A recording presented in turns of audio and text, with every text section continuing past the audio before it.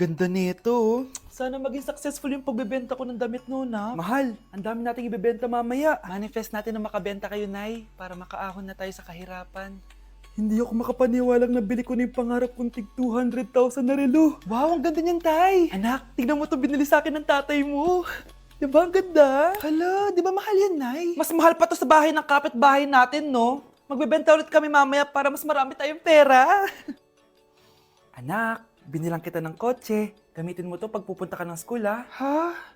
Tay, di ko naman po kailangan ng kotse. Kaya ko naman po mag-commute. Gumastos pa tuloy kayo. Dami mo naman sinasabi, anak. Sige na, puntahan mo na sa labas. Wow! May sarili na ako sasakyan. Wow, ang ganda naman ng bagong kotse mo, Scarlett. Ay, salamat po. Hindi ka ba nagtataka, Scarlett, kung bakit ang bilis niyong yumaman? Galing yun sa pagbebenta ng damit nila, nanay. Ang dami na nga nilang mamahaling gamit ngayon, eh. Sure ka ba? Na damit lang ang tinitinda nila? Nay, bumabagabag talaga sa isip ko kung bakit ang bilis nating yumaman. Ano ba talaga binibenta niyo ni tatay? Ano ka ba, anak? Malaki talagang kita sa pagbebenta ng damit. Pero, Nay, wala nang pero-pero. Hindi ka ba masaya, anak? Na mayaman na tayo? Na nabibili natin lahat ng gusto natin? Sige na, mag-aayos pa ako ng benta ko. Mahal, nakauwi ka na ba?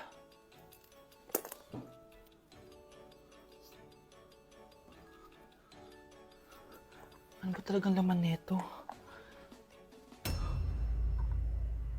Nagbebenta sila ng laman loob ng tao.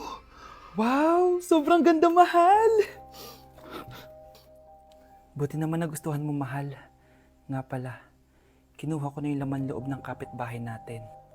Si Rosa? Malaking pera na naman to.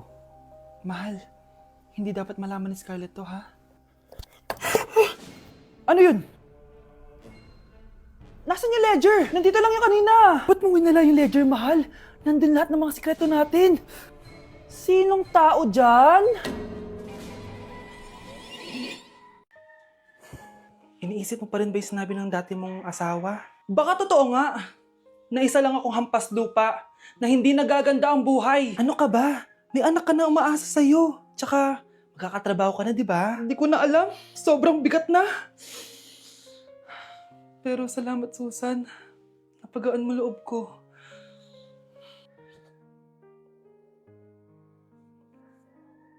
Hello, ma'am. Thank you for calling. How can I help you?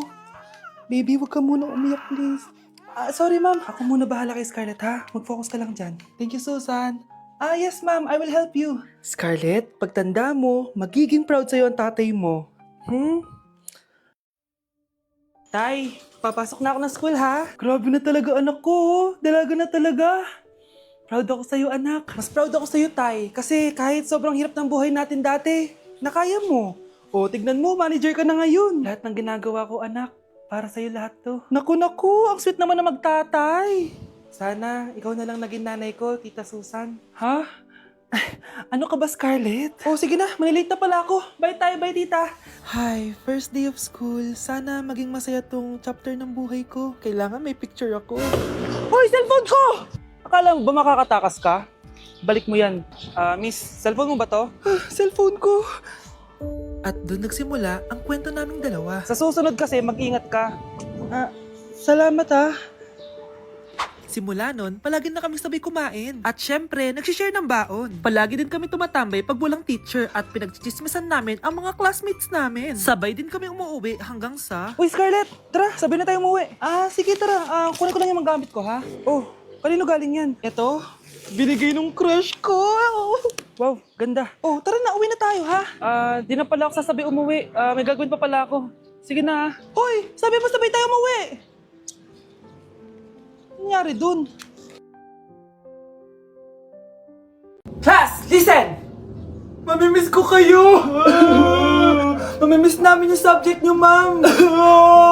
Mamimiss kita, ma'am, kahit wala naman ako natutunan sa inyo. Ano ba yung tinuro mo? Aba, nag-iiyakan na kami dito? Naglalato-lato ka pa din? Be, kahit inagaw mo sa akin yung crush ko, mamimiss kita. Ikaw din, be. Mamimiss kita. Kahit ang baho ng hininga mo. Kahit palagi mo ako nililista sa noisy. Mas maingay pa din yung putok mo. Lo, paano naging valedictorian yan? Nangungopia lang yun sa akin, eh. Di ko na patatagalin. Sa teacher ko. na ang daming pinapagawa at palaging galit. Sa principal namin ngayon ko lang nakita. Nandyan po pala kayo. Sa mga classmates kong amoy putok at puro kopya sa akin kahit may set A, set B. At sa crush kong di ako ginawa. Ang dami mong time, be. O ano ka ngayon? Pangit mo. Maraming salamat sa inyong lahat. Yun lang. Ma'am, para sa'yo to. Mamimiss ka namin, ma'am. Thank you sa lahat, ma'am. Yes, sa wakas, gagraduate na ako. Anak, proud ako sa'yo. Aba, bakit ka nandito? Ma'am, di ba graduation po natin ngayon? Ay, hindi ka gagraduate. Bagsak ka sa akin, di ba? Ayan, kakalato-lato mo yan. Humanda ka sa akin sa bahay. See you na lang next year. Uulit ako? Anak, tulog na tayo. Oh, napapano ka? Sakit ng tiyan ko dahil ata ito sinuluto mo, Nay. Aba, ang sarap kaya ng niluto ko. Lasang panis kaya, Nay. Bastos ka. Sandali lang, kukuha ko ng gamot. Asan na ba yung mga gamot na yun? Oh, Nay, ano yung nahanap mo? Nag-CR ka? Opo, Nay, kanina pa ako nandito eh. Ha?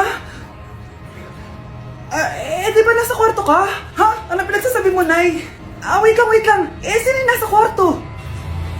Ako rin yun, Nay. Ha? Matagal na akong patay, Nay.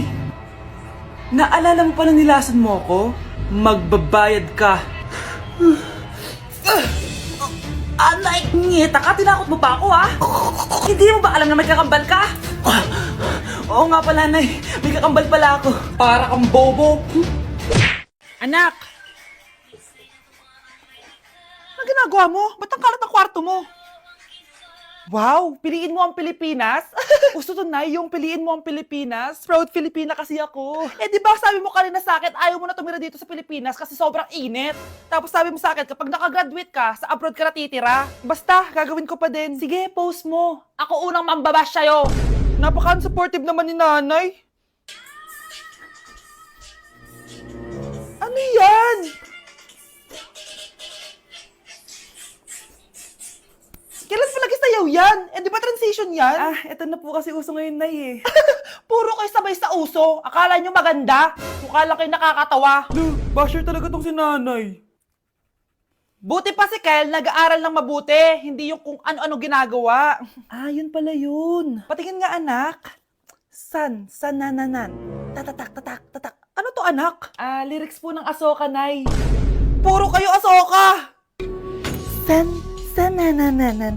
Ang galing talaga ni Nanay. Jari paban. Anak! Anak, paano ka, anak?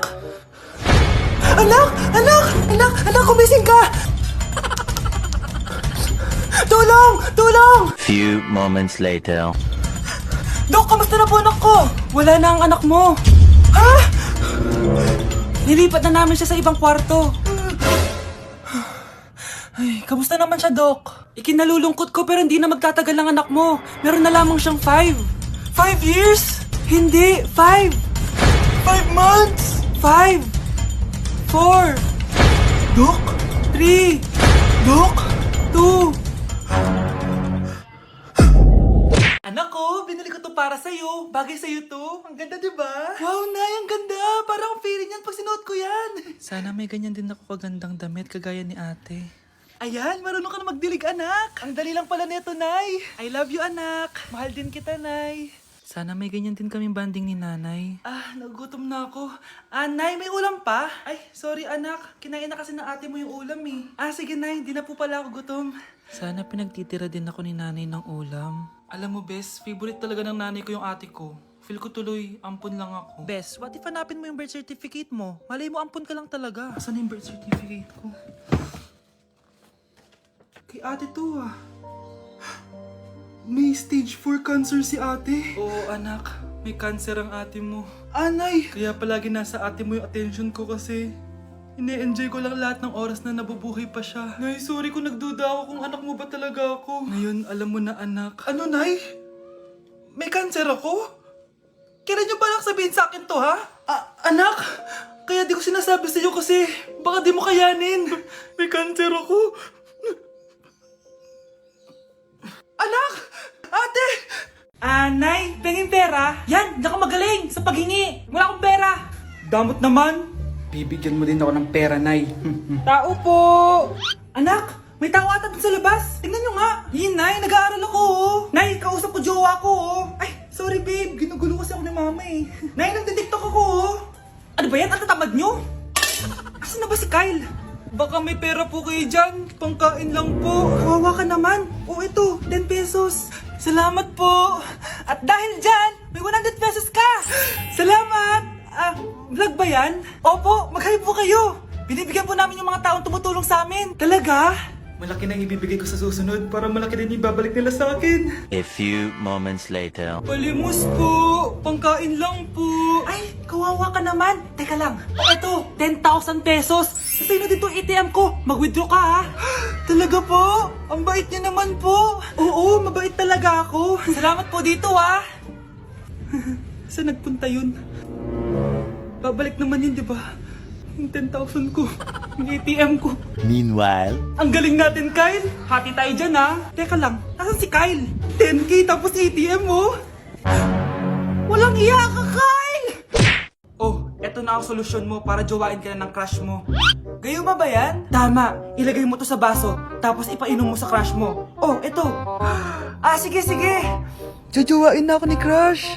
Few moments later. Papunta na dito si crush, ilalagay ko na to sa baso. Ayan. Natatay ako. Anak! Nasaan na ba yun? Nauwaw ako. Tubig ba to?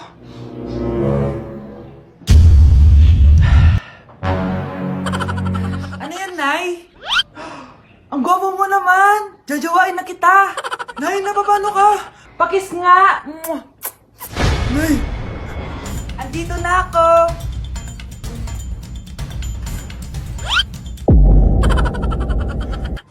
Delivery po. Anong delivery? Parang wala naman ako in-order, kuya. Nakasulat po dito, Susan. Kayo po ba yun, ma'am? Oo. Sige, baka nakalimutan ko lang. Nay, ano po yan? Cellphone?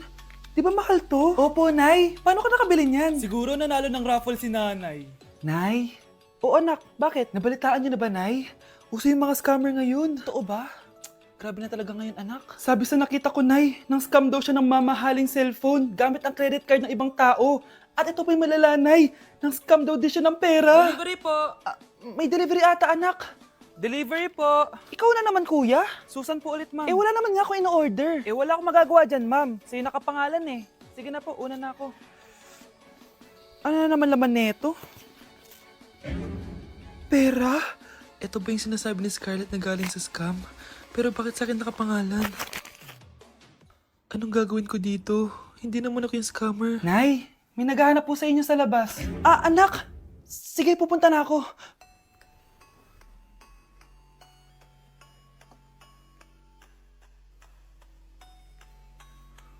Hello po. Ano pong kailangan nila? Kayo po ba si Susan, ma'am? May natanggap po kasi akong report na kayo daw po nangi-scam. Scammer? Hindi ako scammer, Ma'am, sa'yo nakapangalan ng mga parcel. Kaya sumama ka na sa amin. Hindi nga ako scammer! Ikukulong ka na namin. Huwag niyo ko ikulong! Hindi ako scammer! Itigil niyo na yan! Hindi si nanay ang scammer. Pero nasa bahay na to, ang totoong scammer.